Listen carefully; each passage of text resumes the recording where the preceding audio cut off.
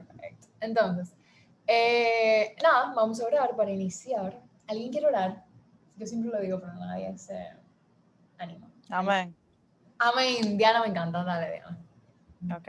Señor Padre eterno, Padre de la gloria, gracias por este día, Señor. Gracias por este momento que tú nos has traído, Señor, hasta ahora para poder escuchar de tu palabra, Señor.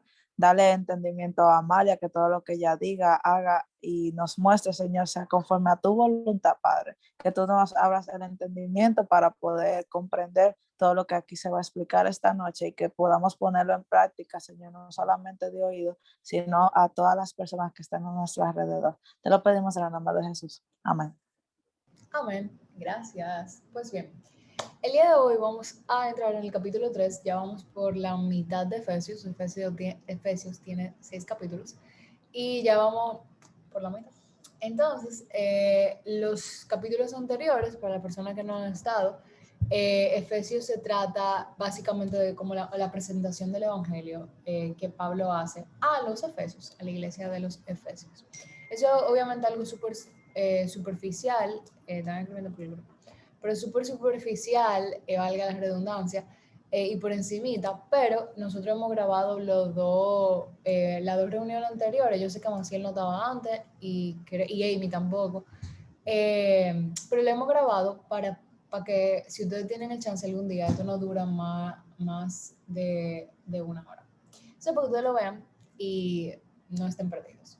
Pero yes, vamos a iniciar entonces con el capítulo 3.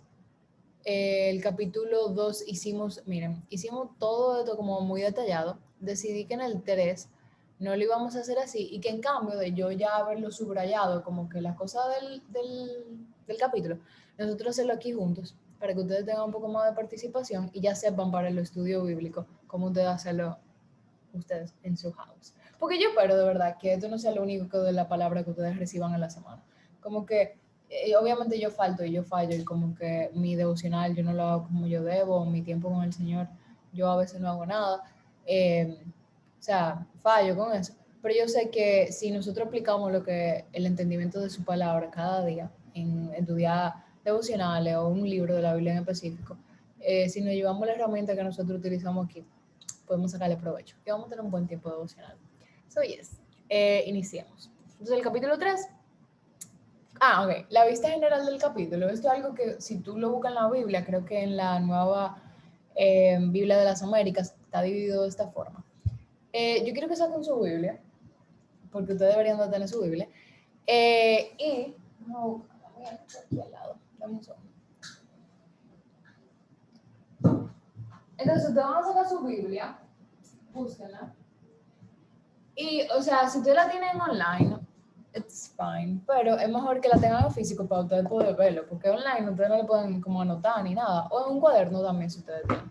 Entonces ustedes van a buscar Efesios y ustedes van a ver que va a estar dividido por, obviamente, versículos. Si en su Biblia no está dividido de esa forma, usted lo que hace es que lo pone así, como, yo no sé cómo explicarlo sin que ustedes lo vean, pero es como algo así,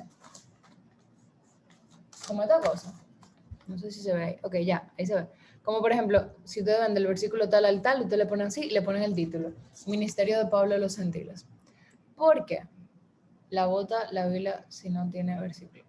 O sea, no si no tiene versículos, si no tiene los títulos, que algunas Biblias tienen como que título de la separación de los versículos. Entonces yo no sé si su versión de la Biblia tenga eso. Pues bien, entonces, del versículo 1 al 13 tenemos el ministerio de Pablo a los gentiles. O sea, él presenta su ministerio a los gentiles. Y ya esto es un término que nosotros venimos conociendo a través del capítulo. Los gentiles eran las personas que no eran judíos y por lo tanto no estaban dentro de la ley de Abraham. Entonces, versículo 1 al 13, ministerio de Pablo a los gentiles, lo dividen. Luego, versículo del 14 al 19, Pablo ora otra vez por los efesios. O sea, Pablo hace una oración por los efesios desde el versículo 14 al 19, súper linda.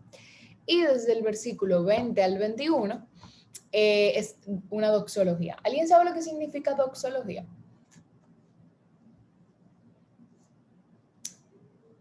¿Alguien sabe? Ok, bien. Nadie sabe lo que significa una doxología. Bien. Es un término que yo me encontré cuando yo estaba escuchando una canción, de hecho, que se llama Doxology. Y es muy, muy chula la canción y la letra es súper buena. Y doxología básicamente es como el praise, como la alabanza, como la adoración, alabanza, el hablar de los atributos de algo. Entonces, obviamente, en esta parte de los versículos, tú estás como alabando, resaltando al Señor en esa parte. Eso es lo que se hace al final. Y entonces ahora vamos a ver, obviamente, más detallados los versículos. Entonces, vamos a iniciar con los versículos del 1 al 5. ¿Quién me lo pudiera leer? Está aquí al lado. Estos son los versículos del 1 al 5. Dale, David.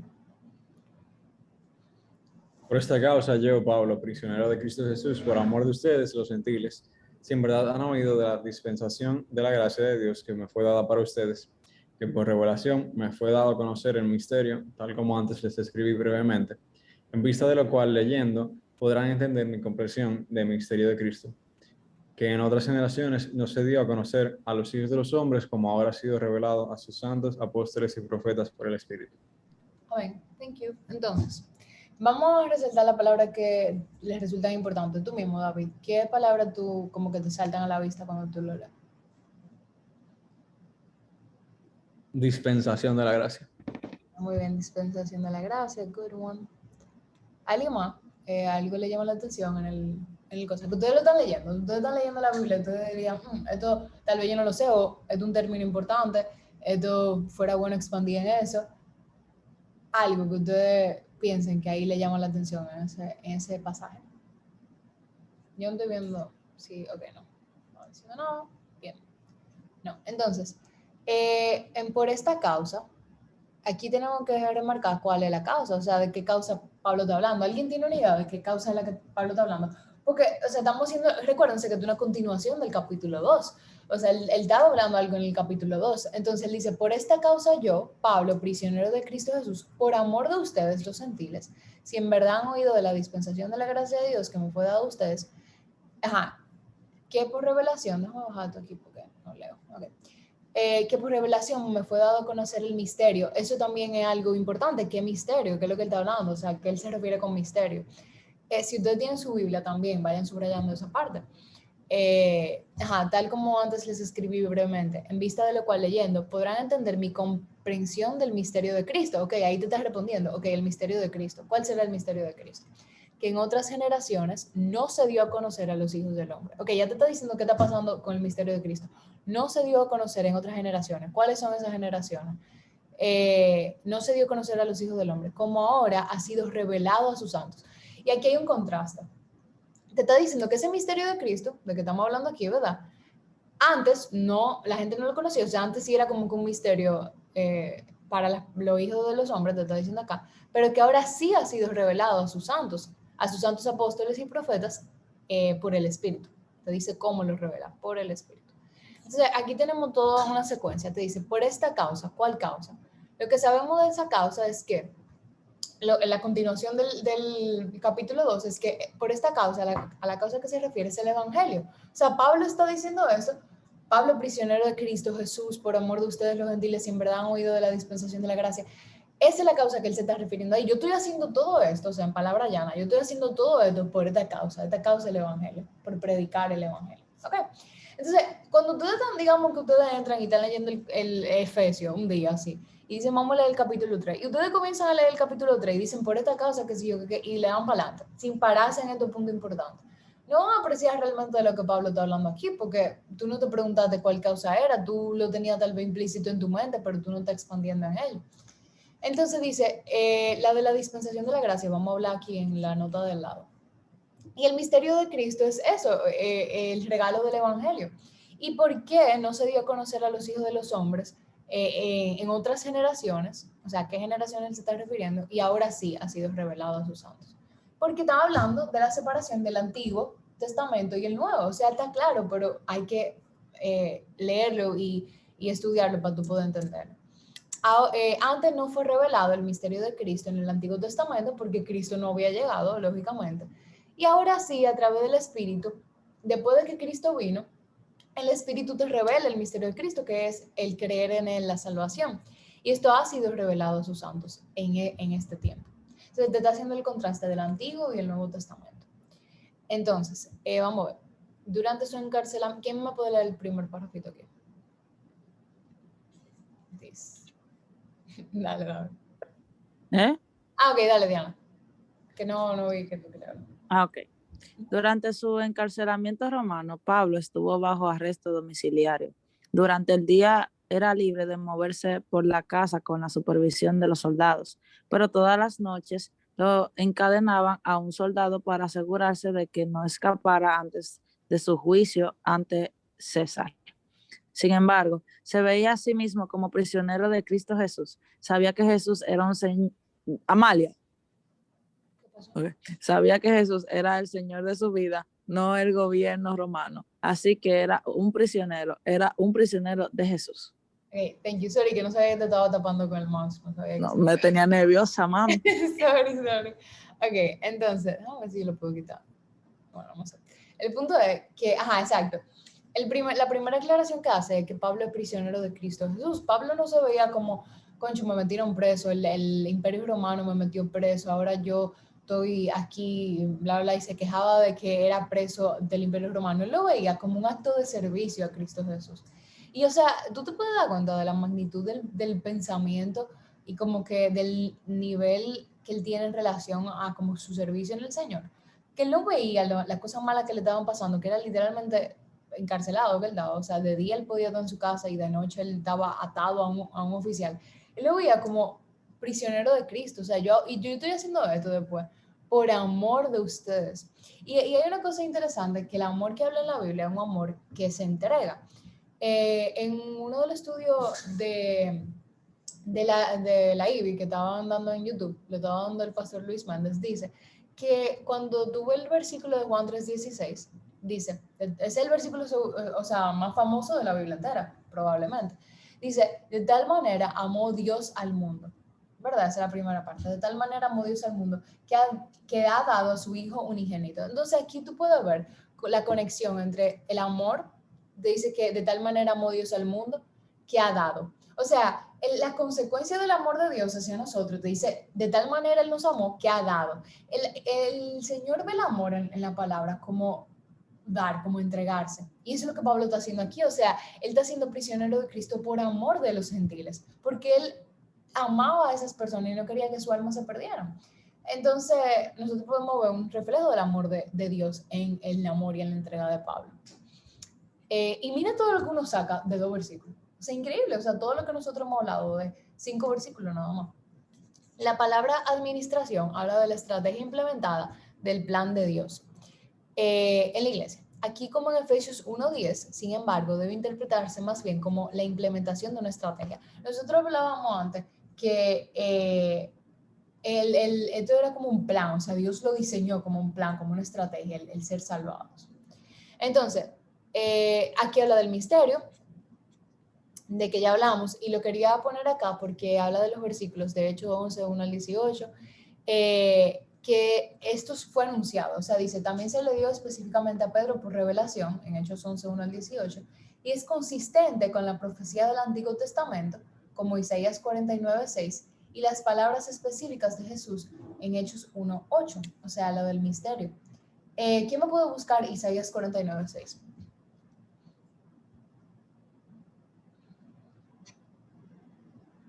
Ok, por revelación. Ajá, exacto. Alguien me puede buscar Isaías 49:6 y alguien Hechos 1:8. Lo tengo Isaías. Dale, léeme Isaías 49:6. Dice él, poca cosa es que tú seas mi siervo para levantar las tribus de Jacob y para restaurar a los que quedaron de Israel. También te haré luz de las naciones para que mi salvación alcance hasta los confines de la tierra. Amén. Entonces, aquí nosotros podemos, o sea, te haré luz a las naciones para que mi salvación alcance a los confines de la tierra. La diferencia antes del misterio era que el pacto de Abraham solo se limitaba como a las personas de Israel. Pero aquí, desde el Antiguo Testamento, te está diciendo que su salvación iba a alcanzar los confines de la tierra. O sea, iban a ser personas que no fueran judíos también. Y eso es súper interesante verlo, cómo eso se está cumpliendo en el Nuevo Testamento. Y eso es lo que Pablo está señalando. ¿Alguien buscó Hechos 1:8? Si no, no importa. Bueno, está bien, dale. Yes. Ok, dale, Marco. 1:6, ¿verdad? No, 1:8. Okay. Pero recibiréis poder cuando el Espíritu Santo venga sobre vosotros, y me seréis testigos en Jerusalén, en toda Judea y Samaria, y hasta los confines de la tierra. Amén, amén, amén, amén, amén. Entonces, Pablo está diciendo que la revelación del misterio fue por el Espíritu Santo, se lo dice aquí abajo, mira, por el Espíritu. Y eso es las palabras exactas que dice Jesús en Hechos 1:8. Bien, yo creo que en el otro slide que hablamos de la dispensación. Déjame borrar esto. Ah, no, perdón, ¿cómo yo borro? Ok, ya, ok. La dispensación, yo lo busqué. No lo anoto aquí, pero la dispensación de la gracia, cuando se habla de dispensación, exacto, es como cuando se entrega algo, un término médico, hasta, yo lo busqué, y es como que cuando se suministra algo, lo voy a leer textualmente, lo tengo aquí, dispensación. Entonces cuando dice dispensación de la gracia que me fue dada por ustedes. Mira, el proceso de dispensación es el acto farmacéutico que va desde la recepción de la prescripción médica hasta la entrega de los medicamentos. Aquí lo que se toma es lo de la entrega. Entonces básicamente la entrega de la gracia. Si tú lo buscas en otra versión, Efesios 3, en la Nueva Traducción Viviente, porque esa es como la más llana, la más sencilla, dice, es el versículo 2. Okay. Cuando pienso en todo esto, yo, Pablo, prisionero de Cristo, a propósito, doy por sentado que ustedes saben que Dios me encargó de manera especial extenderle su gracia a ustedes, los gentiles. Entonces, dispensación lo que significa es como extenderle, como entregarle, como darle. Eso es lo que aquí se está refiriendo.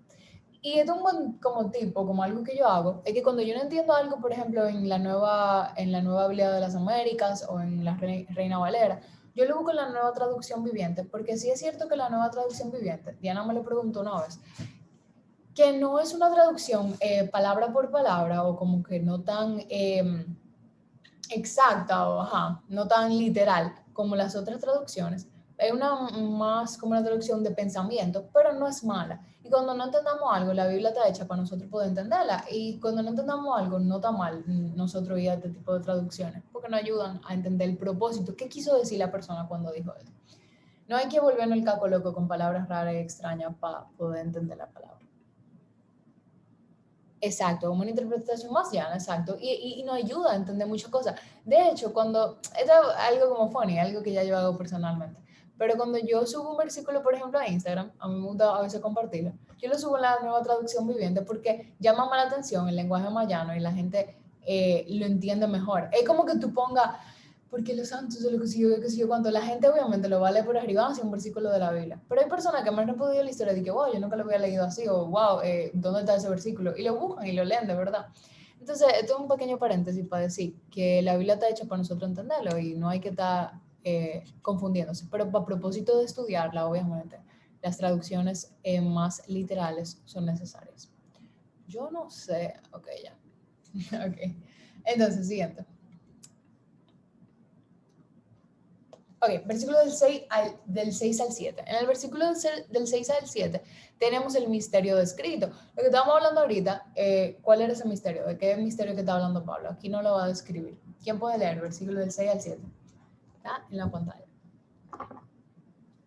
Yo, oh Dios mío, Dale, Mark, porque David... ya siempre yo voy a abrir el micrófono. Ok. A saber Dale, lee. A saber que los gentiles son coherederos y miembros del mismo cuerpo, participando igualmente de la promesa en Cristo Jesús mediante el Evangelio. Es de este Evangelio que fui hecho ministro, el don de la gracia de Dios, que se me ha concedido según la eficacia de su... Ok, amén. Aquí básicamente lo que está diciendo, que este es el misterio, lo que me estoy refiriendo aquí con esto, es... Perdón, está el pincelito. Okay. Entonces, saber que los gentiles son coherederos y miembros del mismo cuerpo, participando igualmente de la promesa de Cristo Jesús mediante el Evangelio. ¿Cuál promesa? La que hablábamos de Isaías, que ya David la leyó. ¿Y por qué eso era importante? Nosotros lo hemos venido repitiendo, porque los gentiles no eran parte de la promesa inicial que se le hacía en el pacto del Antiguo Testamento. Y ahora Pablo está diciendo que mediante Cristo, mediante la promesa mediante esta nueva promesa, pues los gentiles sí eran coherederos también. Y es de este evangelio que fui hecho ministro. Este es el evangelio que él está anunciando, el misterio conforme al don de la gracia de Dios que se me ha conseguido, según la eficacia de su poder. Por medio del evangelio, esto solo podía pasar por medio del evangelio. O sea, ¿qué es esto? Que la unión entre los gentiles y los judíos. Solamente esto, o sea, esa unión solamente podía pasar por medio del evangelio, donde todos los hombres tienen una posición igual en Jesús. Ese es el mismo evangelio, ahí está diciendo eso, que Pablo es siervo debido al don de la gracia que le fue dado. Entonces, Pablo dice que es un ministro, pero este es un título de servicio, no exaltación. O sea, es importante aquí. Pablo dice aquí que fui hecho ministro, pero él no lo está diciendo así como que sí, yo fui hecho ministro, yo fui, porque yo soy el tipo maduro, sino que él dice esto como un título de servicio y no exaltación, dice Wood, que es un comentarista. En la literatura clásica de la antigua Grecia, el ministro, la palabra era diáconos, es un mesero que siempre está a las órdenes de sus clientes. Y interesante que esa sea la palabra que se use cuando habla de ministro, porque nosotros tenemos una interpretación muy diferente a esa en la actualidad. Muy bien, entonces vamos al siguiente. Esto es lo único malo que tengo que... eso no, yo estaba ahorrando el que ya había hecho. Ok. Next. Ok, entonces el versículo del 8 al 9. Entonces en el versículo del 8 al 9 está la presentación del misterio por parte de Pablo. O sea, él está presentando el misterio. ¿Quién lo puede leer? Dale, David. A mí, que soy menos que el más pequeño de todos los santos, se me concedió esta gracia: anunciar a los gentiles las inescrutables riquezas de Cristo y sacar a la luz cuál es la dispensación del misterio que por los siglos ha estado oculto en Dios, creador de todas las cosas. Amén. Gracias. Entonces, cuando él dice a mí que soy menos que el más pequeño de todos los santos, eso puede como que llama la atención tal vez por el hecho de que nosotros cuando leemos la Biblia, si tú creciste en el Evangelio o si no, si tú estás leyendo la Biblia por primera vez, tú te puedes dar cuenta de la importancia que tiene Pablo a través de las Escrituras. Entonces tú te das cuenta que Pablo es una persona, la que escribió casi todo el Nuevo Testamento, tiene esta trayectoria grandísima, es siervo de Jesucristo, se entrega por los gentiles, o sea, tú ves el amplio carácter de Pablo en las Escrituras. Y él se está refiriendo al mismo como el más pequeño de todos los santos. Y aquí, o sea, explica que porque Pablo se maravilló de la gracia que le fue dada, para la cual fue llamado a predicar el Evangelio, que hace realidad el misterio. Cuando consideramos la historia personal de Pablo, vemos que su llamado realmente fue todo por gracia. Pero aunque Pablo estaba tan agradecido por su cargo, su éxito en él lo humilló enormemente. Cuanto más lleno se vuelve un recipiente, más profundo se hunde en el agua. Una plenitud de gracia es una cura para el orgullo. Me encanta esa frase. Está muy interesante. Dice una plenitud de gracia es una cura para el orgullo. Porque cuando tú recibes algo que tú no mereces y que tú no trabajaste nada por ello, está matando tu orgullo, literalmente. Y eso para mí me parece excelente. Y yo agregué una observación que yo misma hice, que la escribí aquí porque si no se me iba a olvidar, que era que no solamente la salvación es un regalo de gracia. O sea, nosotros venimos Efesios entero escuchando, sí, la salvación, este regalo de gracia, esto es algo dado por gracia. El que tú puedas tener salvación en Cristo Jesús es un regalo de gracia. Pero no solamente eso, y el Evangelio en sí mismo es un regalo de gracia, sino que el mismo llamamiento de las personas que Él elige para anunciar este regalo de gracia es por gracia. O sea, increíble. O sea, ya que si hay alguien que no merecía ser el mayor expositor del mensaje de Cristo, era Pablo, y aún así se encuentra siendo receptor de dicho privilegio. O sea que el Señor no solamente utiliza la gracia para darnos el regalo de la salvación y para darnos el misterio del Evangelio, para enseñarnos esto, sino que Él también utiliza la gracia al elegirnos a nosotros como receptores de este mensaje, al elegirnos a nosotros como no solamente receptores del mensaje, sino también como la gente que lleva el mensaje. Y eso fue lo que él hizo con Pablo. Pablo asesinaba a cristianos, o sea, lo perseguía y lo mataba, y aún así el Señor lo eligió. Y aquí nosotros podemos ver su inmensa gracia, que él no solamente la administra para la persona que él, la administra para la persona que nosotros consideraríamos que son buenos cristianos, sino para la persona que no se la merecen. Y mi punto aquí es, como nosotros no vemos solamente la gracia en el regalo, sino en todo el proceso de la salvación, todo el proceso. El delivers, o sea, cuando una persona lo da, cuando una persona lo recibe, el simple hecho del regalo, todo es por gracia. El llamamiento de nosotros por gracia, el llamamiento de la persona que dan, el hecho de que yo pueda hablar de la palabra, todo es por gracia. Y es increíble, me parece muy chulo que la palabra lo demuestre de esa forma. Que no hay ningún lado en la Biblia, nada que tú puedas ver, donde tú dices, sí, yo me merecí esto, yo me lo gané, yo puedo adquirir esto de alguna forma. No, el Señor hace todo por gracia, para eso mismo, para que sea una cura para nuestro orgullo, para nuestra santificación, y al final es para nuestro bien. Todo es una cadena muy genial que el Señor diseña. Entonces, ya estamos entonces la segunda parte del versículo 8 y 9, dice que este misterio es como gran riqueza para los gentiles. Ellos pueden presentarse ante Dios en una posición con la que antes solo podían soñar. Pablo trató de descubrir la grandeza de la gracia de Dios y comenzó a rastrearla como se rastrea a la orilla de un lago. Pronto descubrió que no era un lago en absoluto, sino un océano, un mar inconmensurable. Las riquezas de Dios son inescrutables, nunca las conoceremos por completo. Y eso me parece también muy chulo, que Pablo se acercaba de la orilla y él creía que era como que, o sea, él seguramente creía como que, ok, yo conozco esto, yo voy a conocer de este maestro que enseñaba cosas, pero cuando él se acercó y vio verdaderamente lo que significaba esto, él pudo ver que no era un lago, que era un océano lleno de bendiciones que nunca él iba a poder imaginarse. Y que era y es una gran riqueza, o sea, eso es lo que se refiere con gran riqueza. Y mira lo de la parte de la dispensación aquí. Debemos considerar cuidadosamente lo que significa esta frase. Demuestra, que esto no solo son hechos para conocer, sino también una vida para vivir, unidos en Jesús con otros creyentes, sin ninguna separación como la que existía entre judíos y gentiles. O sea, la dispensación del misterio te da a entender que eso no solamente es algo que tiene que estudiar o algo que nosotros estamos leyendo y se va a quedar ahí, sino algo que nosotros tenemos que vivir. Y eso es increíble también. Bien. 10-12. ¿Quién lo quiere leer? Aparte de David, ¿hay alguien que lo quiera leer? Yo puedo Yo leer. Okay. ¿Quién dijo yo al mismo tiempo? O sea, ¿qué dos personas dijeron yo? Maciel. Ok. Y yo. Dale Amy y después Maciel el otro. Sí. Ok. ¿Sabe? Ok. De Dale. este modo, la infinita, multiforme sabiduría de Dios puede ser dada a conocer ahora por medio de la Iglesia a los principados y potestades en los lugares celestiales, conforme al propósito eterno que llevó a cabo en Cristo Jesús nuestro Señor, en quien tenemos libertad y acceso a Dios con confianza por medio de la fe en Él. Amén. Gracias, Amy. Amy, ya que tengo tu atención y estás participando, ¿qué te llamó la atención del pasaje? ¿Qué palabra, algo, lo que sea?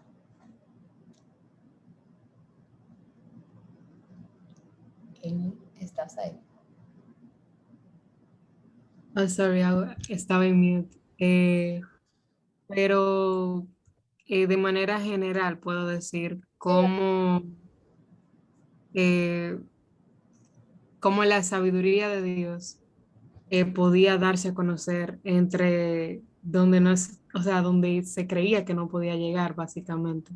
Entonces, es algo que me llama mucho la atención. Amén. Gracias. David, ¿tú querías decir algo? O sea, tú preguntabas qué parte Ajá. te llamó la atención. Oh, Ajá. la infinita sabiduría. Infinita sabiduría, muy bien. Es algo que nosotros vamos a ver ahora. Y multiforme, gracias David. Multiforme yo le agregué aquí porque estaba en la nueva traducción viviente, creo. Sí. Vamos ya. Versículo 10. Mentira, no. Multiforme estaba en una versión, no me acuerdo en cuál, la voy a buscar, pero en el comentario bíblico también estaba multiforme. Pero como, o sea, son sinónimos, cosas, palabras que se usan y se intercambian. Ok, pero sí, vamos a hablar de eso.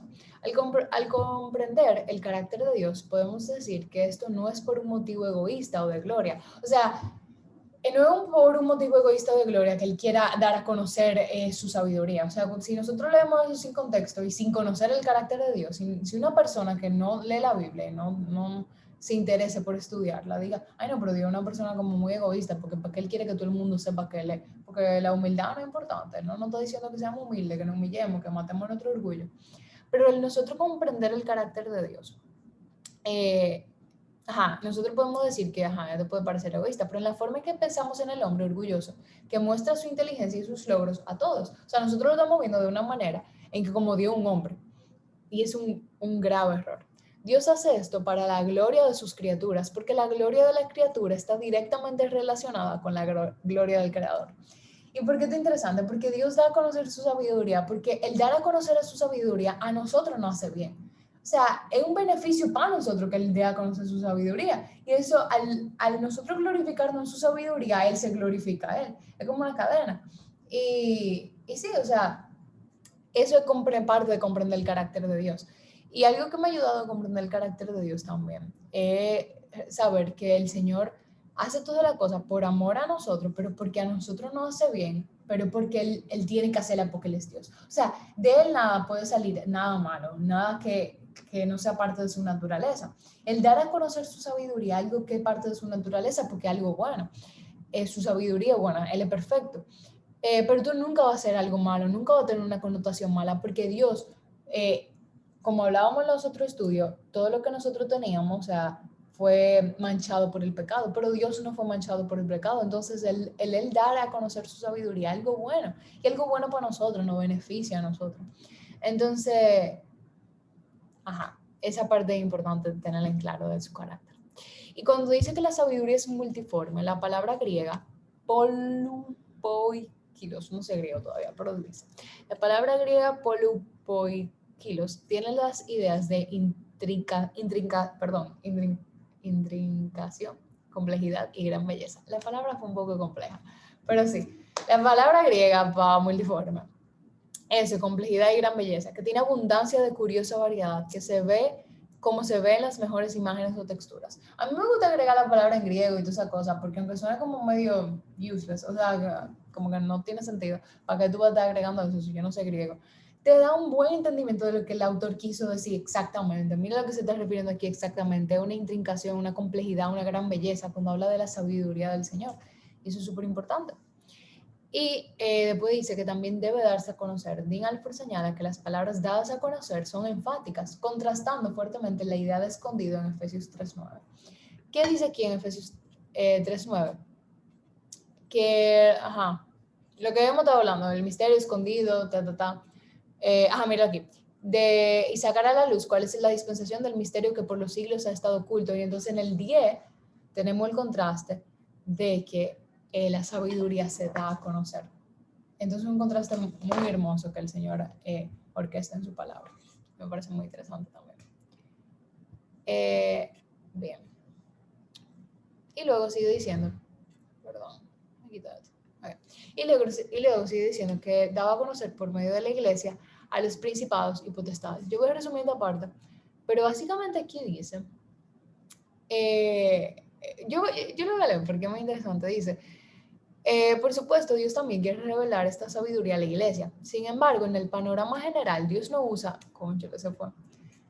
Dios no usa a los ángeles para revelar su sabiduría a los santos. O sea, tú no ves a un ángel predicando la palabra, ¿verdad? Pero sí usa a los santos para revelar, o sea, el santo se refiere a nosotros, para revelar su sabiduría a los seres angelicales, tanto ángeles fieles como caídos. Esto nos recuerda que somos llamados a algo mucho más grande que nuestra propia salvación y santificación individual. Somos llamados a ser el medio por el cual Dios le enseña al universo una lección y una hermosa lección. O sea, aquí lo que se está refiriendo es que el Señor da a conocer su sabiduría por medio de nosotros a principados y potestades en los lugares celestiales, o sea, personas que viven en el cielo, ángeles. O sea, si tú crees que cuando tú estás predicando la palabra no te están escuchando dos gatos, te están viendo ángeles y potestades y principados y todo, y el Señor te usa para enseñar a la creación una lección, y eso es lo que se está refiriendo en este versículo. Y cuando yo leí eso me llamó mucho la atención porque nadie le enseña eso, como que nadie te dice como que cuando tú das a conocer la sabiduría del Señor, tú la estás dando a conocer a todos los seres que están creados, a ángeles, a potestades, a principados, y eso es súper interesante.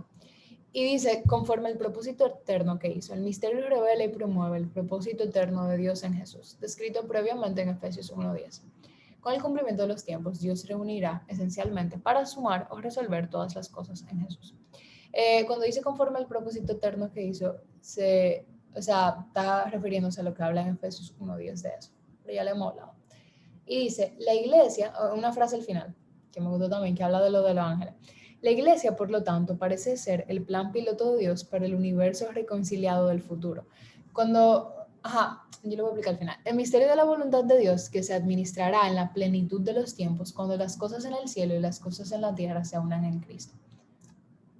Wow, qué lindo. Entonces, cuando dice eso, o sea, la iglesia se refiere a nosotros, a los cristianos, perdón, para hacer el plan piloto de Dios para el universo reconciliado en el futuro. El plan de Dios no es que nosotros, que el universo se muera, que tú creas en Dios, que tú vayas al cielo y ya se queda aquí. No, el Señor quiere una restauración de su tierra, de su creación. Él quiere que la tierra y todo lo que Él creó pueda volver a su plan original, y ese es su propósito eterno, el que hablábamos ahorita. Y eso va a ser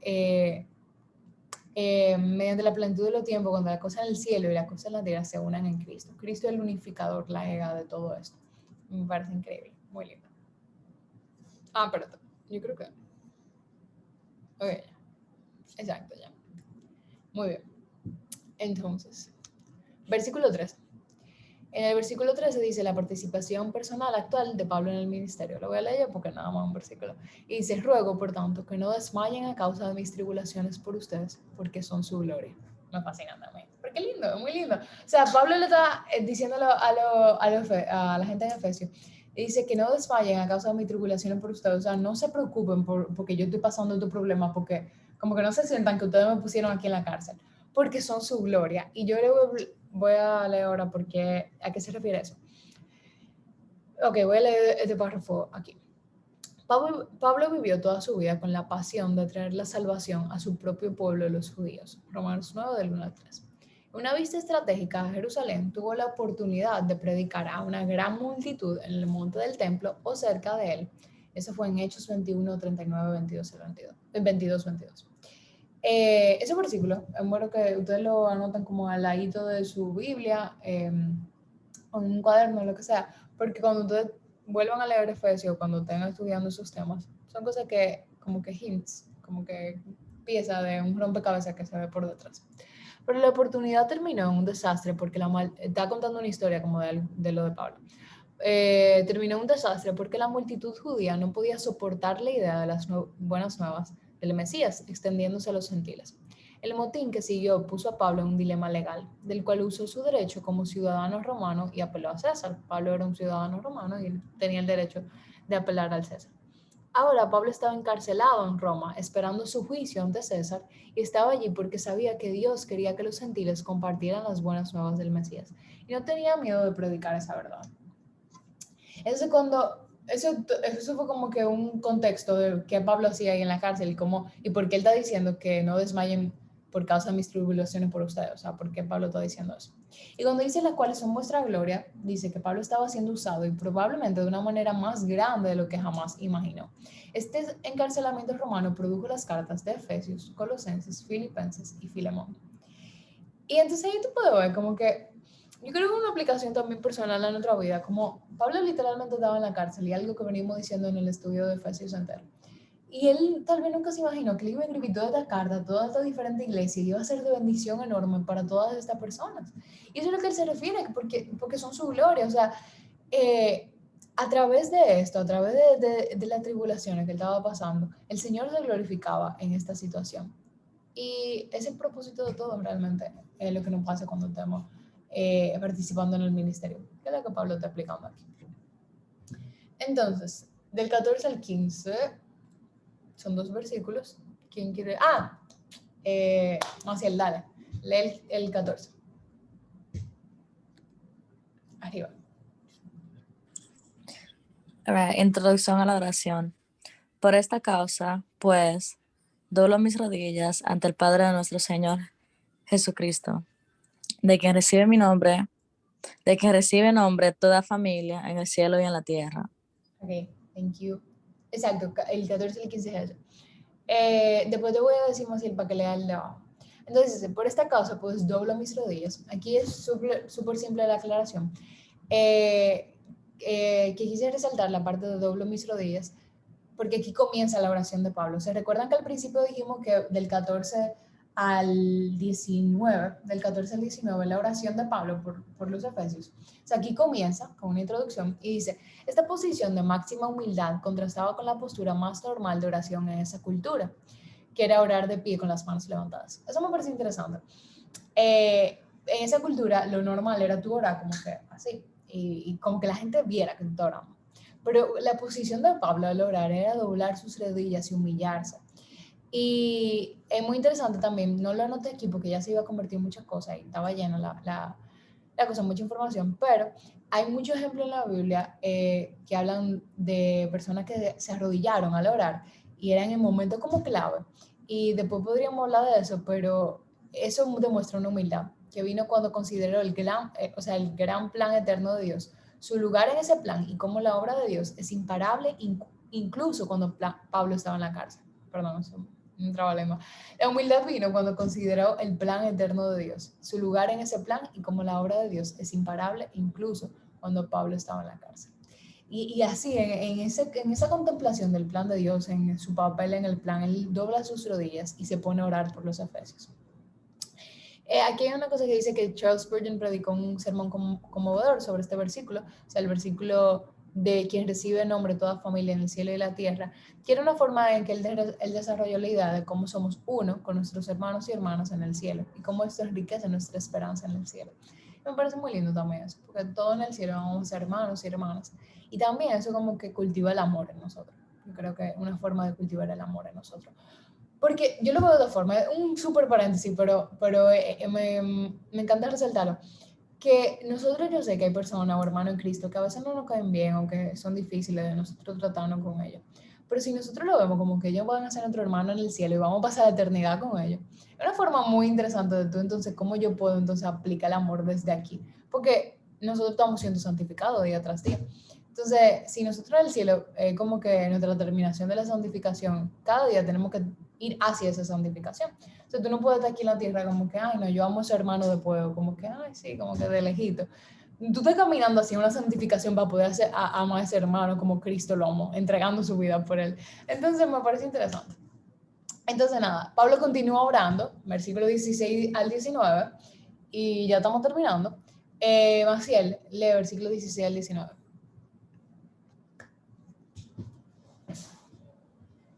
Le ruego que él, les ruego que él les conceda a ustedes, conforme a las riquezas de su gloria, el ser fortalecidos con poder por su espíritu en el hombre interior.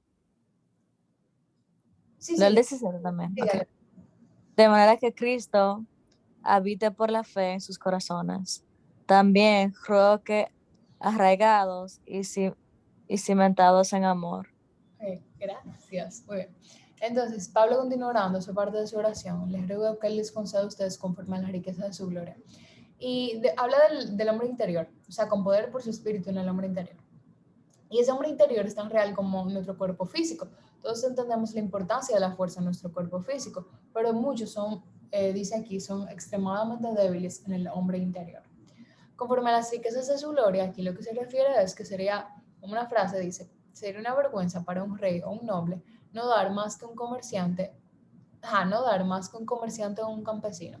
Dios actúa hasta la dignidad de sus infinitas perfecciones. Él da conforme a las riquezas de su gloria. Entonces, no se puede imaginar, si un rey da como que a lo que ellos tienen, ¿verdad? Dios da conforme a las riquezas de su gloria. Eso es inmensa, eso ni siquiera se puede medir. Y lo del hombre interior también es súper importante porque es nuestra alma. Entonces, en el 17 dice, de manera que Cristo habite por la fe en sus corazones. Dos palabras griegas antiguas transmiten la idea de vivir en. Una tiene la idea de vivir en un lugar como extraño y la otra tiene la idea de establecerse en un lugar para convertirlo en su hogar permanente. Y obviamente el habite que se está usando aquí es usar la palabra griega antigua para un hogar permanente. Jesús quiere establecerse en tu corazón, no solo visitarte como extraño.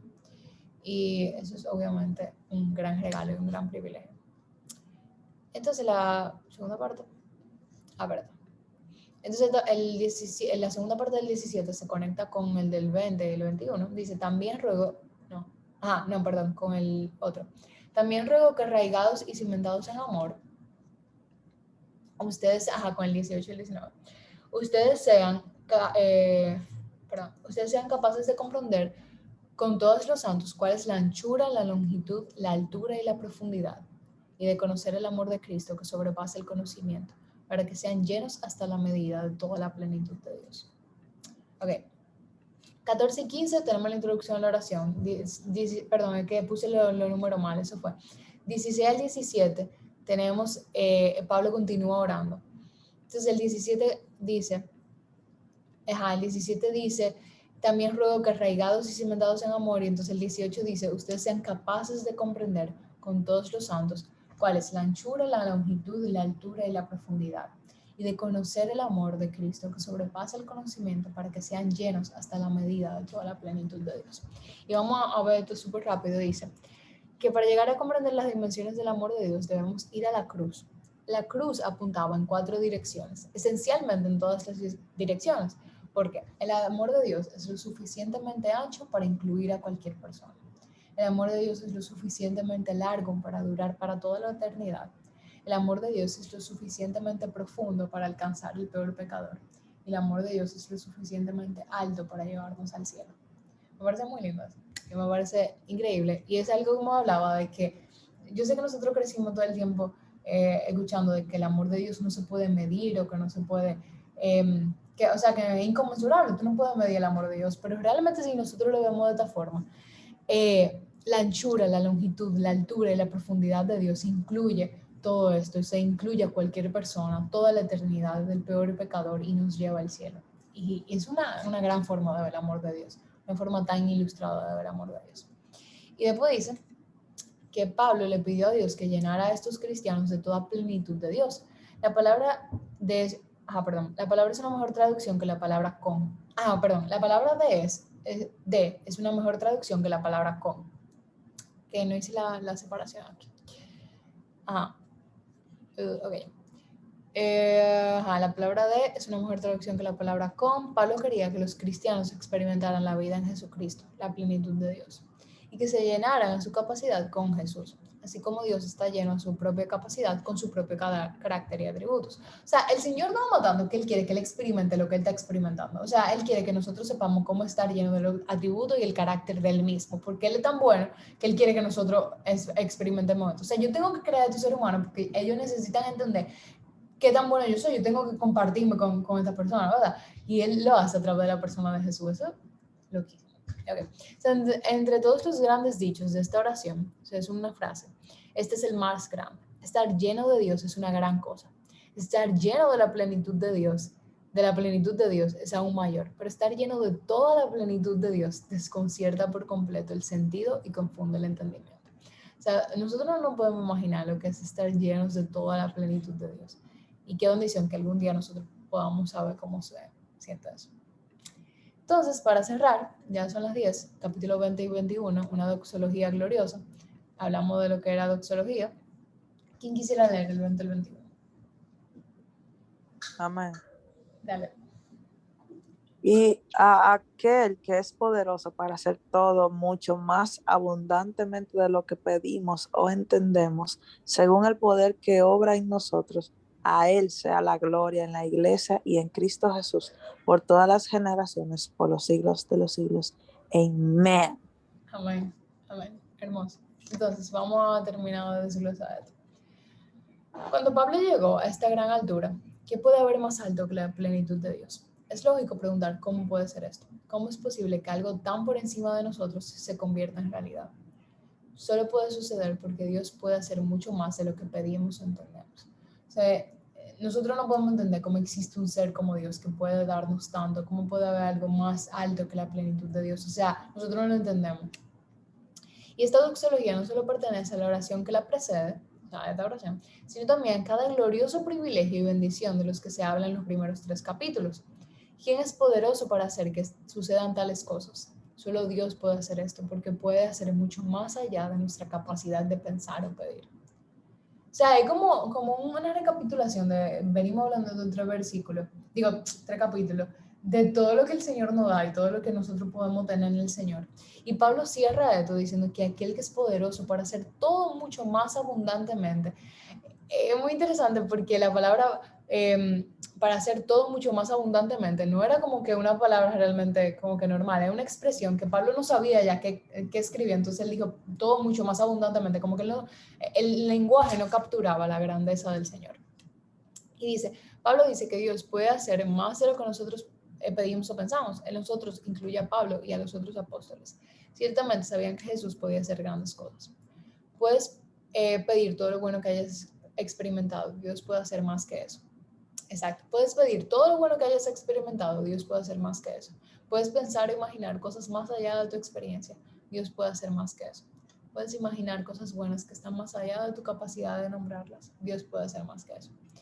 Las cosas por las que Pablo oró en los versículos anteriores, fuerza espiritual, el Jesús que mora en nosotros, el conocimiento experimental del amor de Dios y la plenitud de Dios, nos pertenecen como hijos de Dios. O sea, todo lo que él oró, nosotros lo podemos tener como hijos de Dios.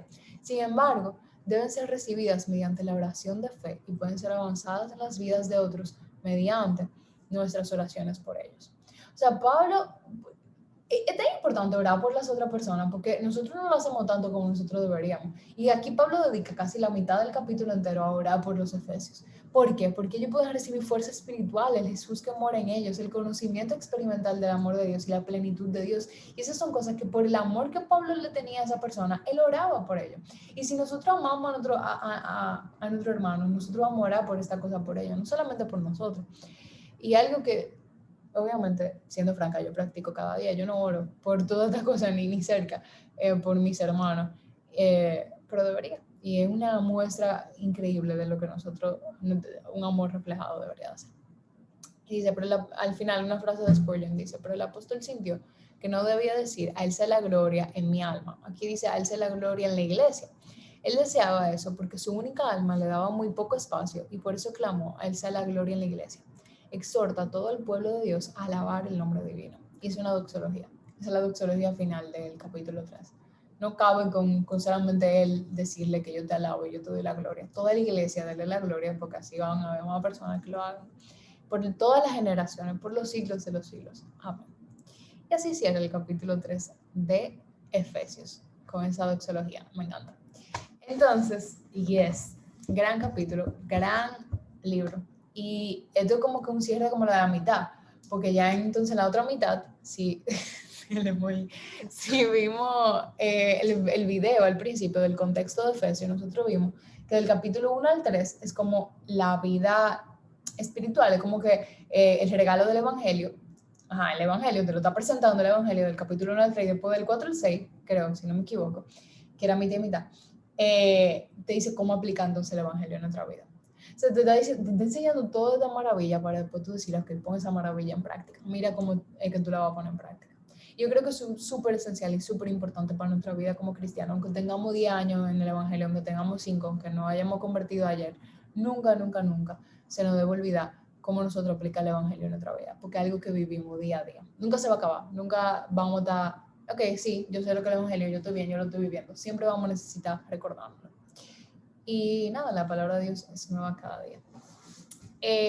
Bien, ya terminamos, pero al final yo siempre quiero saber si ustedes tienen alguna petición de oración, si ustedes tienen algo que les esté molestando, algo por lo que ustedes quieran dar gracias, cualquier cosa que el Señor ponga en su corazón para orar. Si ustedes lo pueden escribir por el chat o decirlo, para orar ahora por ello. Y si no quieren como hablarlo por aquí, me pueden escribir por privado, es otra opción, y yo oro por ello. Pero sí, si alguien quiere decir alguna petición, si no, yo puedo orar para cerrar. Por la boda. Mark, te quiero decir por la boda de tu cuñada. De mi cuñada. De tu cuñada, exacto, de mi cuñada, no de tu cuñada. Ok, de mi cuñada. Mark, dale. Ok, quería pedir que por favor hagan que mi papá es pastor en una iglesia y el lunes lamentablemente ocurrió un incendio, pretty bad. Entonces, todos están... ¿Ah? ¿En la iglesia de tu papá dijiste? Yes, él es pastor en una iglesia haitiana, so pasó un incendio, ya básicamente se está resolviendo todo, ya encontraron un local donde reunirse y todo, pero, ¿verdad? Hay que resolver todo ese asunto. Y estamos orando para que el Señor pueda proveer y también que nos ayude también con el tema de que, porque como fue un tema de un cortocircuito, basically eso va de parte del sur, que, ¿verdad? Eso es responsabilidad de ellos. So, like, to fix it. Entonces, se está cotizando muchísimas cosas, además, pero gracias a Dios todo salió bien, o sea, nadie salió herido ni nada, pero sí, que vaya, salga bien. Amén. Sí, vamos a orar por eso, que es lamentable, de verdad. Gracias por compartirlo. Bien, tenemos la boda de mi cuñado, de Nair, e incendio en la iglesia, para que el Señor ayude con eso. ¿Alguien más tiene algo? Por lo que orar. Rogil, ¿tienes una petición? Rogil tiene un libro que leer y no lo ha terminado y es para mañana. Pero yes. Nada, pues si nadie más tiene una petición. Por seguido también. Gracias, David, por siempre recordándola.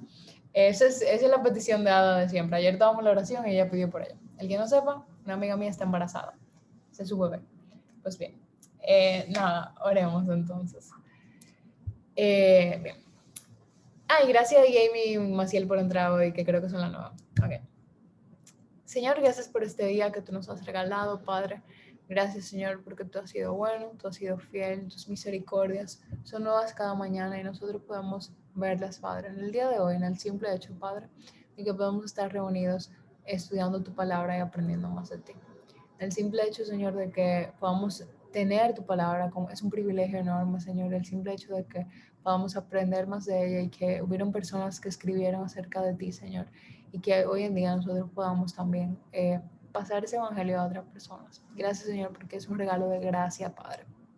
Porque nosotros no lo merecemos, Señor, nada de esto, ni conocer tu sabiduría, ni experimentar tus atributos, Señor, ni crecer en santificación para poder algún día conocerte. Nada de esto somos, Señor, valiosos, Padre, pero tú aún así nos los entregas en Cristo por medio de la fe. Ayúdanos a apreciar este regalo de gracia, Señor, y que nosotros podamos comenzar a aprender a ponerlo en práctica. No solamente, Señor, estudiarlo y conocerlo, Señor, sino también vivirlo. Te pedimos, Padre, por las personas que han entrado el día de hoy al estudio, por las personas que no pudieron entrar, Señor, Padre, para que tú, que conoces sus situaciones, Señor, puedas orquestar todo para tu gloria, Padre, y Padre, para el bien, Padre, de las personas que te aman. Señor, te pedimos, por último, por las peticiones que tú has puesto en nuestros corazones. Primero, te damos gracias, Señor, por el inmenso amor que tú nos has reflejado en nuestros hermanos, Señor. Gracias, Padre, porque pudimos ver ese amor, Padre, en el plan de bodas de Nair, el hermano de David, Señor. Que tú puedas, Señor, bendecir, Padre, ese futuro matrimonio, Señor. Que tú puedas bendecir esa promesa que ellos han hecho, Señor.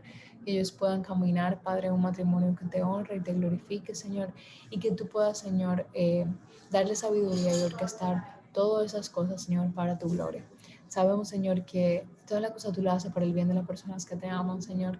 Y sabemos que ellos son personas que te aman y te honran y te sirven, Señor, de todo corazón. Y te pedimos que tú puedas poner en ellos el carácter de Cristo, Padre, para ellos poder glorificarte. Gracias, Señor, por sus vidas. Bendícelos. Te pedimos, Señor, también por Semillita. Te pedimos, Señor, por la criatura de Ada que está en su vientre, Señor, que tú puedas bendecirle, guardarle, cuidarla de todo mal. Pero también te pedimos por Ada y por Andy, Señor, que ellos puedan tener fortalezas en este tiempo de su embarazo, Señor, que ellos puedan estar cuidados por ti, que ellos puedan descansar en ti, Señor, y saber que tú los estás sosteniendo aún en estos momentos. Y por último, Señor, te queremos pedir, Padre, por la situación de la iglesia del papá de Mark, Señor. Sabemos que tú tienes un plan y tú tienes un propósito para todas las cosas, Señor, y aún nosotros no entendiéndolo, Señor, tú nos otorgas la paz y el gozo, Señor, para poder descansar en ti. Mira, gracias, Señor, que nadie salió herido, que todo pudo ser sin ninguna afecto de personas, Señor, pero aún así, Padre, sabemos que las cosas materiales que tú nos entregas, Señor, nosotros nos importa grandemente, Padre, y te pedimos, Señor, que esos problemas se puedan solucionar, que ellos puedan conseguir el la compensación, Señor, por esos daños, Padre, para que tú puedas mostrarte y que pueda eso ser un testimonio ver esa iglesia, seguir creciendo y seguir glorificando, de que nada que el enemigo, Señor, haga, Padre, en ninguna de esas cosas, Señor, sea algo que los detenga a ellos, Señor, sino que tu gloria, Padre, pueda ser reflejada en todo lo que pase, en todas las tribulaciones de ellos, Señor. Dale fuerzas al papá de Mark y asimismo a la iglesia completa, Señor, para que ellos puedan, Señor, seguir viendo tu gracia y tu misericordia, seguir confiando en ti. Te pedimos todo esto, Señor, danos un buen descanso por el final de la noche, Señor, y que tú puedas seguir bendiciéndonos para tu gloria y para tu honra. Perdónanos, Señor, si te fallamos y ayúdanos, Señor, a caminar en ti. Te lo pedimos, Padre, en el nombre de Jesús. Amén. Amén. Bye. Gracias por Ay, Gracias, Amalia. Bye. Feliz noche. Les quiero. Feliz noche. Bye. Gracias, buenas noches.